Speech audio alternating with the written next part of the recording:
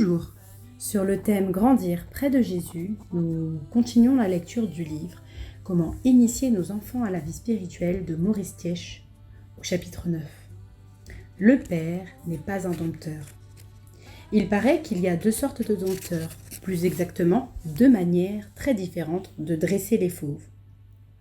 On peut obtenir l'obéissance des bêtes sauvages en les terrorisant, c'est-à-dire en associant à chaque faute commise, à chaque refus de soumission, à chaque velléité d'indépendance, le claquement sec d'un coup de fouet ou de revolver, la menace d'une sanction douloureuse.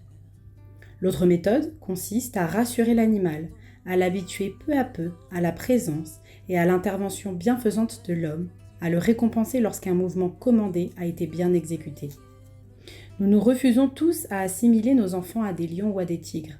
Pourtant, ils viennent au monde avec des défauts et acquièrent très vite de regrettables habitudes d'indépendance et de méchanceté qu'il faudra faire passer au plus vite si l'on veut rester maître de la situation. C'est là que, comme les dompteurs, les pères de famille se répartissent en deux catégories tout à fait distinctes. Ceux qui forcent l'enfant par la menace à se soumettre sans réplique aux ordres qu'il donne et ceux qui achètent, si l'on peut dire, la bonne volonté et les bonnes grâces de l'enfant par des remerciements, des félicitations, des récompenses.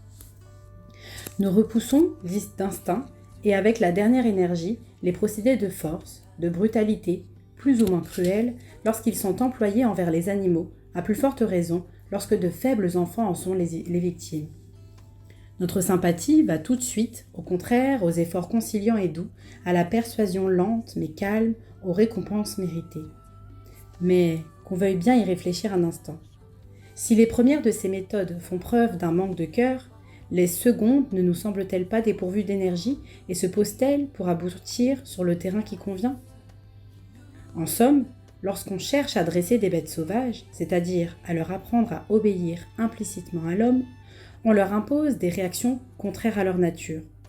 On comprend alors qu'il faille pour y parvenir des moyens exceptionnels. L'animal suit aveuglément son instinct. Chez le lion, le tigre ou la panthère, cela consiste tout naturellement à manger le dompteur. Pour que le fauve y renonce, on va être obligé de faire appel à un autre instinct, l'instinct de conservation. Et c'est pourquoi on provoque la peur. Si toutefois on procède au dressage selon des méthodes douces, on prend le temps de démontrer, en quelque sorte, à l'animal qu'il ne risque rien de la part de l'homme qui pénètre dans sa cage. On élimine donc le jeu de l'instinct d'autodéfense, et pour faciliter cette élimination, on fait intervenir l'appétit, la gourmandise, la satisfaction de l'instinct de nutrition. Au fond, il ne faut rien de plus à l'animal.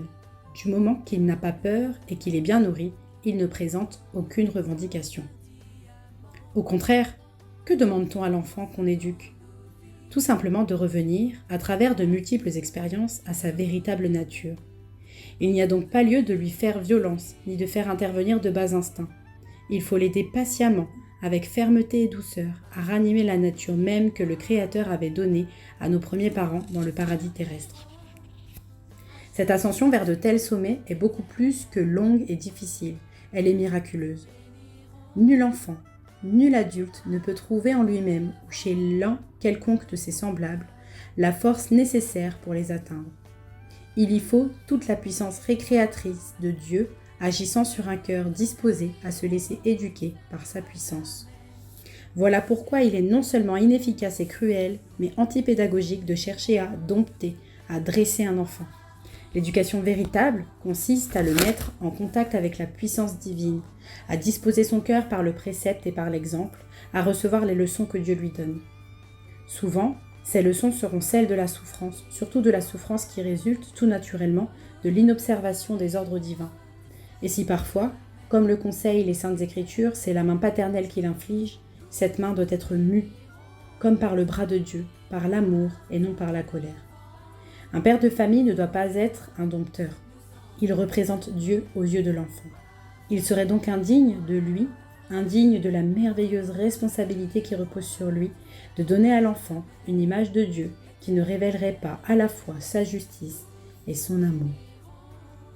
La Bible nous dit dans Deutéronome 6, versets 6 et 7, « Les commandements que je te donne aujourd'hui seront dans ton cœur.